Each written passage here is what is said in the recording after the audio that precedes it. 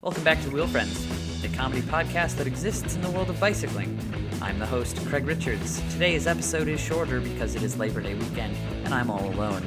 I'll be talking about the show's plans for winter, I answer one of your questions from Sarahah, and I talk about buying groceries on your bicycle. All that after this.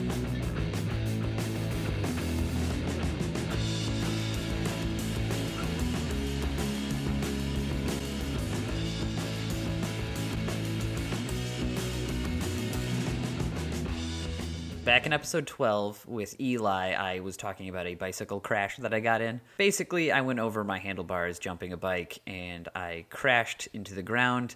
My wrist took a big chunk of the impact. I spent a lot of my first aid treatment working on the abrasions and the scrapes, and I didn't take care of my wrist very well. So I've been sort of grounding myself the past few days. I haven't been riding. I've been going nuts. But I do need to rest this wrist. I have been riding my fixed gear bicycle more, and in order to climb hills on it, I often have to leave the saddle while climbing. So essentially, I would be pulling up on the handlebars as well to get a little more power out, and that was agitating my wrist a little too much, so I haven't been able to ride, which is good because it's allowed me to start setting up the studio, if we can call it that.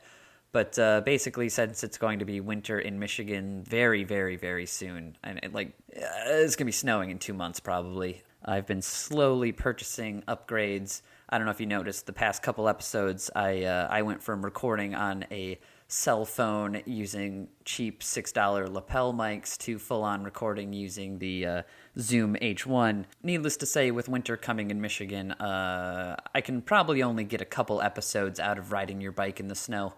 But I don't think it's going to be very fun every single time. Plus, it's going to be harder to book guests who are into that sort of thing. And I'll be honest, I like biking in the winter because in a lot of ways it feels like snowmobiling, especially like a wintry night where it's 6 inches of fresh powder and nobody wants to drive their car. The streets are just empty. That's like the greatest time to ride your bike.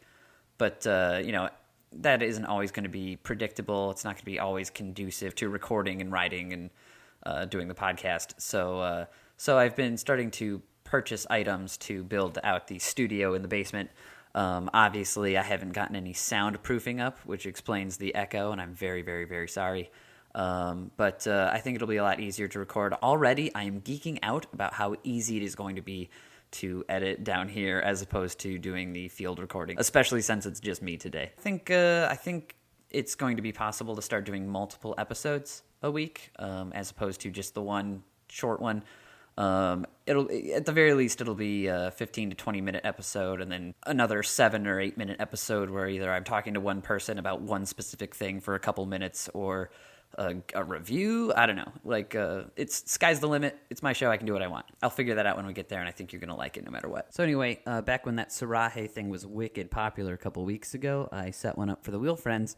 So it will still be active. I received 5 questions apparently, but I only see 2. So I don't know what that's about. This is my first time actually using this program. So one of the questions I got, can a bicycle have friends that are bicycles? I like to think so. I'm looking at 6 of my bicycles right now. They all seem to be getting along just fine. There you go. And the other question is actually too good to do right now, so we're going to save that one. It might become its own episode.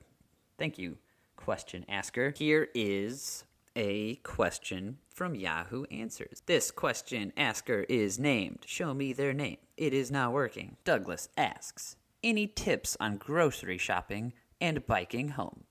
Tomorrow I'm going to bike over to the grocery store. It is about a 15-minute bike ride, and I will be getting heavy items and freezer items. Do you think I should take a backpack to carry it all? Will ice cream melt on the way home? Any tips are appreciated. Also, there is no way I can take a car. Only my bike. So yeah, I guess I have some tips on grocery shopping. Congratulations, by the way, for making the commitment to do this. I hope it becomes a pleasurable experience. If you have the expectation that you're going to be taking home everything that you normally get from the grocery store, you are going to be sorely disappointed. The thing about biking and getting your groceries that is actually really cool is that it forces you to step back on the amount of stuff that you can actually carry with you. Because, you are going to be a person on a bicycle. So Craig, with his, 4 or 5 gallon backpack. I can only carry about 4 or 5 gallons worth of things. So if you're going to the store with the expectation that you're going to fill that backpack full of pizza boxes or Hungry Man's or whatever, I think you're going to be in for a real bad time because you're probably going to overload yourself. Do you think I should take a backpack to carry it all? Yes, absolutely, yes. Otherwise, you're going to be carrying you'll have bags on the end of your handlebars, and I feel like that'll shake into the wheels and be problematic for you. Otherwise, how else? Like, it's you and your bicycles, so you're going to be holding the bags in your arms or holding the handlebars with the shopping bags on your bars, or it's a backpack. I think backpack is the only thing we can do here. Will ice cream melt on the way home? Depends. So what I would do is I would probably actually stuff like a coat or something down into the backpack, or just some sort of insulating. That way it doesn't, it keeps it cooler and gives it a better chance of surviving the bike ride. But like as soon as you pay for it, as soon as you get out the door, I would just book it home. 15 minutes, like it'll survive in your car for 15 minutes on the way home. I don't know why a bicycle would be any different.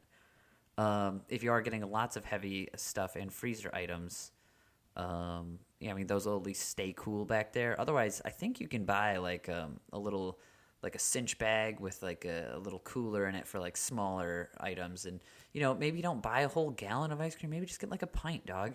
Also, there is no way I can take a car, only my bike is probably my favorite line, though. Because, he just reassures everybody asking him, even though he's asking this question, he just knows some a-holes can be like, get a car. Like, yeah. Best answer comes from user John. This is the one that was voted on by people, I guess. Oh, the asker's rating. Since it is tomorrow, all you can probably do is use the backpack and be careful about the weight you carry. Yeah, duh. For the longer term, get better carrying kit. Yeah, just get better carrying kit. Using a backpack has 3 drawbacks, John, backpack expert, says. It hangs weight on your spine, which could be being loaded directly onto the bike frame. It raises your center of gravity, which makes you less stable, and in some falls, having a backpack containing hard objects can cause additional injuries. For lighter and smaller loads, panniers on a rack are best perhaps supplemented by a bar bag. For major shopping trips with heavier, bulky items, use a cargo trailer. Frozen goods are always a problem. I use an insulated bag in the trailer. In hot weather or for longer trips, you could pre-cool this by putting a block of ice from your freezer in it from the trip to the shop, then discarding the ice when you load the frozen goods. John, my dude, that is good advice. A lot of people on Yahoo Answers, I've actually found, are the least helpful people in the world. A lot of people, like, these are all the comments are like, hey, get a trailer. Yeah, it's tomorrow, dog. Like, this person needed it done ASAP. So, get a trailer isn't really the best option. For Douglas, our grocery store boy, he should know, at least consider upgrading. If you have the funding in the future to afford a rack for your bicycle, I recommend something by Wald. My buddy Sean just put a Wald rack on his bike, W-A-L-D, and it's... he put a whole 18-pack of beer in there on the group ride the other day. It was sick. I've got the Wald's pizza rack, which is as wide as a pizza box. And on Amazon, where you can buy literally anything, I bought one of those red bags the pizza delivery guys have.